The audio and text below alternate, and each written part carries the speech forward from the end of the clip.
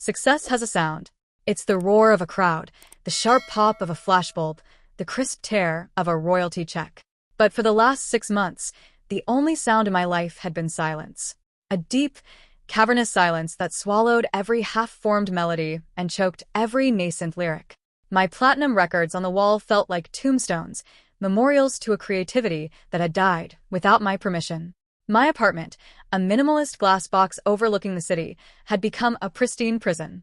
The white of the empty document on my laptop screen was blinding. The phantom weight of a guitar I couldn't bring myself to touch made my shoulders ache. I lived on a diet of stale coffee that soured my tongue and rising panic that tasted like copper in the back of my throat. My name was Evelyn, and I was a fraud. A one-hit wonder clinging to the memory of a fire that had long since burned out. The label's calls grew more frequent, their voices tight with a politeness more threatening than any shout. The deadline was a shadow creeping across the floor, and I had nothing. Absolutely nothing. That night, the silence was too loud. I fled my apartment, walking aimlessly until I found myself in front of an unmarked door leading down into the city's belly. The air inside was thick with the scent of spilled whiskey and old wood. It was a basement bar, the kind of place where people came to be forgotten. I ordered a drink, letting the burn in my throat distract from the hollowness in my chest. I was about to order another when a sound cut through the low murmur of the room. It was a violin. Not the screeching, frantic sound you sometimes hear, but something else. A melody that was both mournful and defiant, a thread of pure, liquid gold weaving through the smoky air. On the small, dimly lit stage stood a woman. She was my age, maybe, with dark hair pulled back severely, exposing the sharp line of her jaw. Her eyes were closed, her entire being poured into the instrument tucked under her chin. There was a story in her music, a narrative of loss and resilience that spoke directly to the barren landscape of my own soul. For the first time in months, a chord progression bloomed in my mind, a fragile response to her call. When her set ended, the applause was sparse but genuine. I felt a jolt of desperate energy, a surge of something I hadn't felt in a long time, possibility. I navigated the tables and approached her as she was carefully packing her instrument. That was incredible, I began, my voice sounding rusty to my own ears. I'm Evelyn. I saw a flicker of recognition in her eyes, but it was quickly extinguished. I'm a songwriter, and what you just played, it was exactly what I've been missing. I know this is forward, but I'd love to collaborate. She paused, her fingers resting on the velvet lining of her violin case. Her gaze was direct and unnervingly cool. She looked me over, from my designer boots to my carefully disheveled hair, and a subtle, almost imperceptible shield seemed to slide into place. I don't think my style would fit with your brand. The word brand landed like a slap. It was a clinical, dismissive term that reduced my life's work to a marketing strategy. I felt a flush of heat creep up my neck. I had assumed a shared language, a connection through music. Instead, I was met with what felt like the pure, uncut arrogance of a classical purist looking down on a pop singer. My desperation curdled into resentment. Still, I persisted, leaving my number on a napkin. She took it without a word, her expression unreadable. My manager called the next day. His voice had lost all its usual warmth. Evelyn, he said, the single word heavy with disappointment. The label is invoking the breach of contract clause. You have 90 days to deliver a commercially viable single, no extensions, no loopholes. If you don't, we're not just dropping you. They'll sue for every cent of the advance, every dollar spent on marketing, every last resource they poured into your brand. They'll take everything. He read the numbers. They were astronomical, enough to wipe out everything I had ever earned. Enough to force me to sell this glass prison, and everything in it. I hung up the phone. The silence in the room now replaced by a high-pitched ringing in my ears. I scrolled through my contacts, a list of industry friends who had toasted my success and ridden my coattails. One by one, their assistants gave me polite brush-offs. The calls weren't returned. Suddenly, I wasn't an artist. I was a liability. The isolation was absolute. Humiliation is a powerful motivator. I found the bar again. I saw her setting up, her movements precise and detached. I walked up to her, my pride swallowed by the sheer terror of my situation. Please, I said, my voice low. Just listen to my idea. 5 minutes. She didn't even look at me this time. I'm not interested. Her voice was flat, final. That was it. The last thread of hope snapped. I walked out of the bar, the cool night air feeling like a physical blow. The misunderstanding was complete and, in my mind, absolute. She thought my music was trash. She was too good for me. Fine. I went home and pulled out the empty moving boxes I'd been hiding in a closet. I started taking my platinum records off the wall, the metallic sheen of them mocking my failure. The music was gone. It was time to accept that my life as a singer was over. 2 weeks later, I was surrounded by the skeletal remains of my life. Boxes were stacked against the walls, filled with clothes and books and kitchenware. I just finished a call with a realtor, the conversation leaving a bitter taste in my mouth. My guitar case lay open and empty in the corner. I was sitting on the floor, staring at the cityscape, when the doorbell rang. I ignored it. It was likely just a courier dropping off the final paperwork for the apartment sale. But the bell rang again, sharp and unrelenting. With a snarl of frustration, I dragged myself to the door, ready to snap at whoever was on the other side. It was her, Sarah. She stood in the hallway, holding a worn leather folio in one hand and a thermos in the other. She looked as out of place in my sterile, high-rise corridor as a wildflower on a freeway. Her eyes took in the boxes, the disarray, my own defeated posture. There was no judgment in her expression, only a quiet intensity. "I brought something for you," she said, her voice softer than I remembered it. She held out the folio. When I didn't move, she stepped inside, her presence filling the empty space with a strange, uncertain gravity. She set the thermos on my bare kitchen counter. "It's tea," she said simply. Then she opened the folio. It was filled with sheet music, dozens of pages covered in a dense, passionate scrawl. They were melodies. Complex, beautiful, heart-wrenching melodies. I don't understand," I stammered. "You said no." She finally met my eyes, and for the first time, the shield was gone. I saw not arrogance, but a deep, settled exhaustion. A profound weariness. "It wasn't about you, Evelyn," she said, her voice barely a whisper. "It was never about your music. I love your music. I knew your first single before it was even a hit." And then, in the quiet of my half-empty apartment, the story spilled out. 3 years ago, she had collaborated with a big-name producer. He had taken her compositions, the very soul of her work, and passed them off as his own. When she tried to fight him, he used his power to launch a smear campaign, painting her as an unstable, jealous amateur. He blacklisted her across the industry, canceling every gig she'd booked and slamming every door shut. Online trolls had descended, threatening her, dissecting her, tearing her apart. The trauma had left her with a crippling fear of the stage and an even deeper terror of collaboration. Her coldness wasn't contempt. It was a fortress built around a wound, a shield. I stared at her, at the quiet dignity in her posture, and felt a wave of shame so powerful it buckled my knees. My self-pity, my bruised ego, it all seemed so petty, so small. I had built a grand narrative of artistic snobbery around a woman who was simply trying to survive. We started work that day. The moving boxes became our chairs, the floor our table. Sarah's melodies were the intricate framework, the classical bones.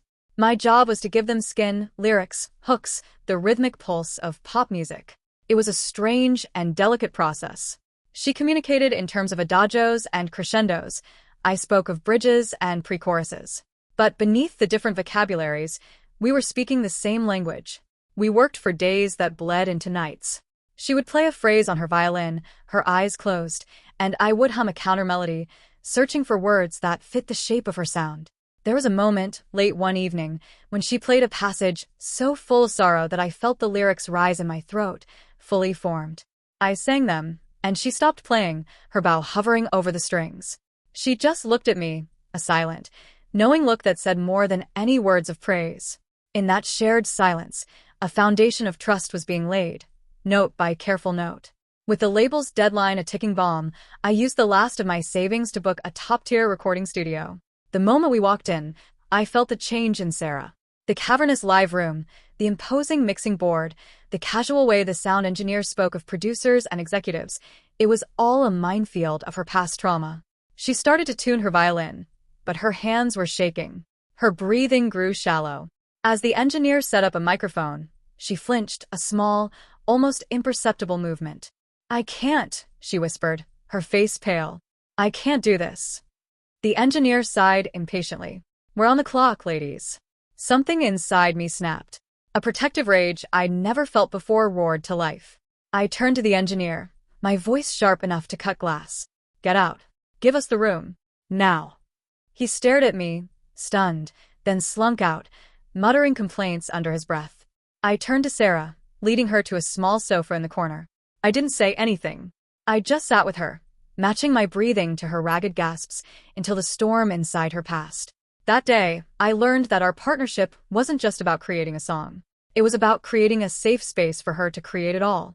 Later that week, while reviewing the termination letter for my label, a name jumped out at me from the legalese at the bottom. The head of A&R, the executive pushing hardest for my dismissal.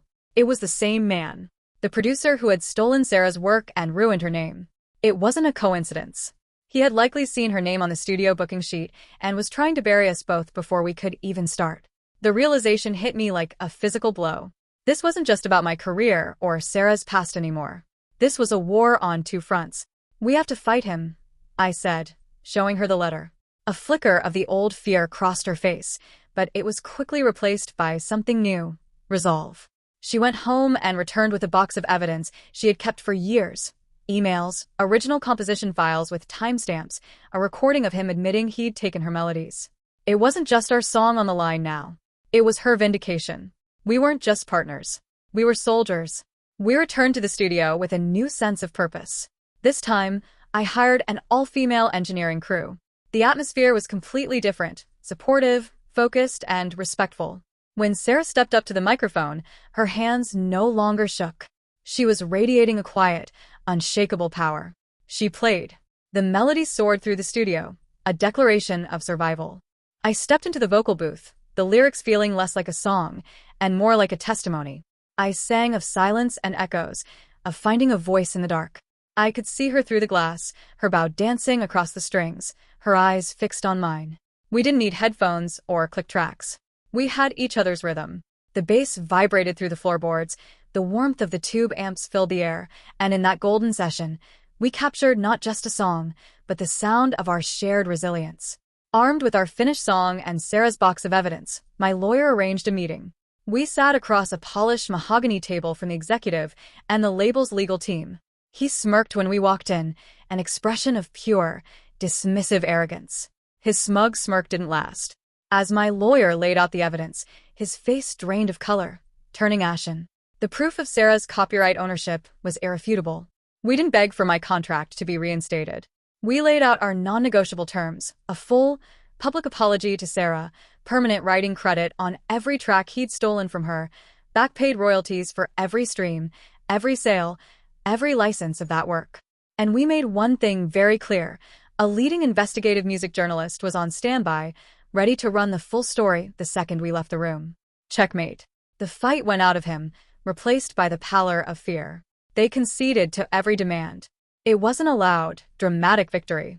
It was a quiet, satisfying signature on a piece of paper that rewrote our pasts and secured our future.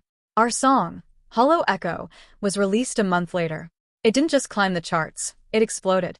It resonated with people in a way none of my previous work ever had. The story behind it, our story, leaked, and it became an anthem. We were invited to perform at the biggest summer music festival in the country. Backstage, the roar of the crowd was a physical force. Sarah was tightening her bow, her knuckles white. I put a hand on her shoulder. "You're not alone up there," I said. She looked at me, and a small, genuine smile touched her lips. We walked onto the stage together. The lights were blinding, the sound immense. I saw her take a deep breath, plant her feet, and raise her violin. I found my place at the microphone. As the first notes of her violin filled the stadium, a hush fell over the tens of thousands of people. I started to sing, my voice entwined with her melody. In that moment, under the vast night sky, we weren't just two musicians. We were one voice, a single, powerful resonance that pushed back against all the silence. Success, this time, felt different. It wasn't a validation I needed, but a tool we could use. With the first substantial royalty check, we didn't buy cars or houses. We established a foundation, the Shield Project.